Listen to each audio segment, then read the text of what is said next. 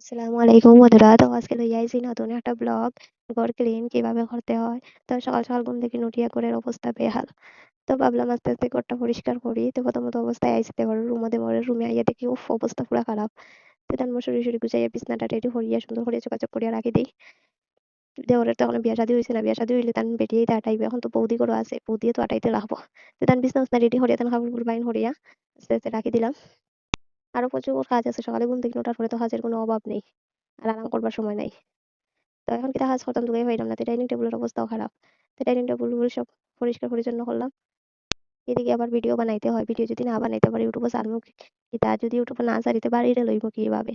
যাই হোক, আপনারা যদি লাইক শেয়ার কমেন্ট করেন তো বাইরে লইবার সম্ভাবনা আছে। আপনারা তো একটা ফাউরিয়া লাইকও মারেন না, কিবার নিয়ে আমি বাইরে লইছি।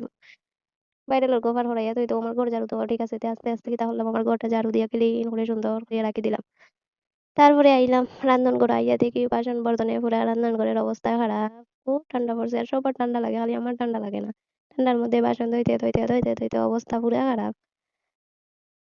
অবস্থা খারাপ হোক আর ভালো হোক, বাসন তো ধোয়া লাগবো। বেটিন তোর কাজ আর কিতা, বাসন ধোয়া সকালে ঘুম থেকে ওঠার পরেও বাসন ধোয়া, বাসন ধুইলে না আবার শান্তি পাওয়া যায় না। মানুষই একটা ডাইলগ মারই না নি, বেটিন তে হরিয়া শুনিয়া কিতা করতে হয় তো বাসন ধোয়া লাগবো।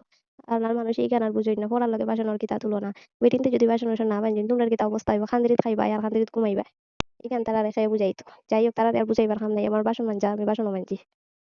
বাসন মাঞ্জা তো আমার বাজি গেল নয়, এটা কোন সময় রান্ধি তাই আর কোন সময় বাড়ি তাই আর কোন সময় বন্ধুরা খাওয়াইয়া কাজও দিতায়। তারা হুড়া করি বাসন মাঞ্জি আর বাসন মাঞ্জা শেষ হল না। তো বাসন বাসন মাঞ্জি এখন বেসিন উসিন তো ক্লিন করিয়া আর ইয়ে করিয়া রাখি দিলাম। সুন্দর করে বেসিনটা ভালো করে ক্লিন করলাম।